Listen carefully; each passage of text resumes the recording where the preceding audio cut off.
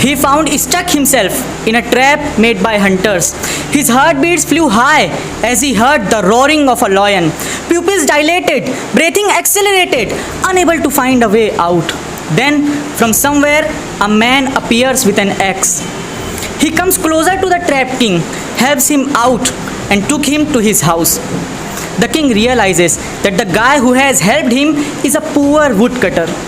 He told the woodcutter that he wants to thank him by giving him a gift. So he invited the woodcutter to his palace. The next day, the woodcutter went to the huge palace. He was so happy by seeing how people were giving respect to a poor guy like him. After a warm welcome, the woodcutter was brought up to a huge and wonderful garden where the king and his courtiers were waiting for him. The king announced, "I cannot repay for what the woodcutter has done for me, but better than nothing, I just want to give this garden to him." The woodcutter was overwhelmed with joy. He was so happy. He thanked the king and started thinking, for what will he do with such a big garden? Days passed, and the king thought that I should go and see the woodcutter on how is he doing with the garden. As soon as he reaches the garden, he was shocked by seeing that there was no garden left. The only thing that left were a few countable number of trees. And then came the guy. He once again thanked the king and said, "Because of you, your majesty, my life is easiest today. Now I don't have to go to the forest to fulfill my basic needs. The only task I have to do is to cut the trees, make coal of the wood and sell it in the market. I am not a poverty-stricken woodcutter anymore. People call me a coal merchant now." But you seem to be shocked. Why, Emperor? Without saying a word, the king picked a piece of wood in his hand and ordered the woodcutter to go and sell it directly in the market without making coal from it. The woodcutter was confused. He went to the market and did exactly what the king has told him. He was shocked returning from the market. He inquired the king in a flurry, "What kind of food is this? I got a lot more money from just a piece of food than a whole sack of coal."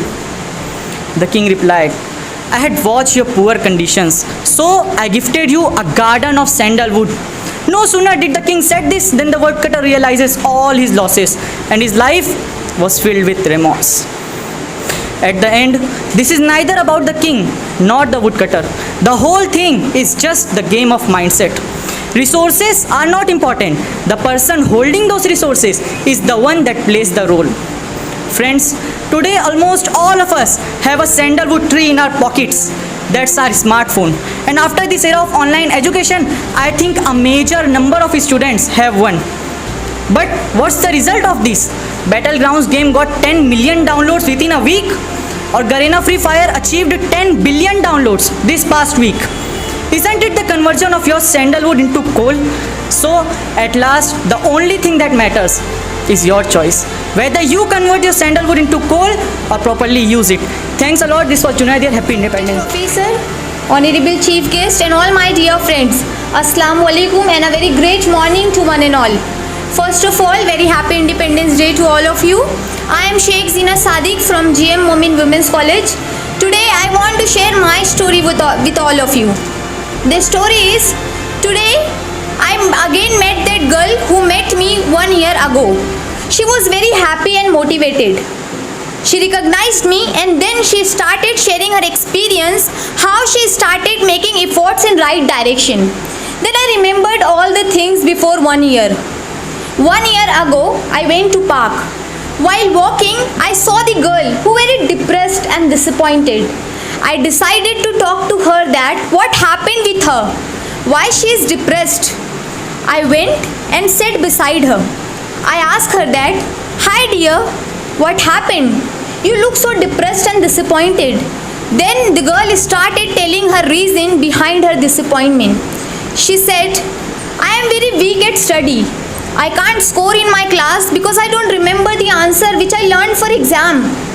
I listened to all her problem. Then I started thinking about my uncle's story which he told me. So I asked her, "Would you like to listen a story?" She smiled and said yes. I said okay. The story is, once upon a time, a giant ship engine failed. The ship's owner tried one expert after another. Everyone tried to fix the engine, but none of them could figure out how to fix the engine. Then they brought in an old man who had been fixing ships since he was a young. He carried a large bag of tools with him, and when he arrived, he immediately went to work. He inspected the engine very carefully top to bottom.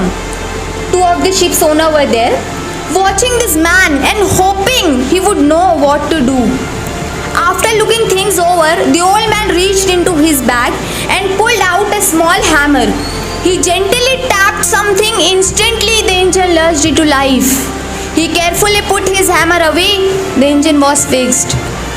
A week later, the owner received a bill from the old man for $10,000. What? The owner exclaimed. He hardly did anything.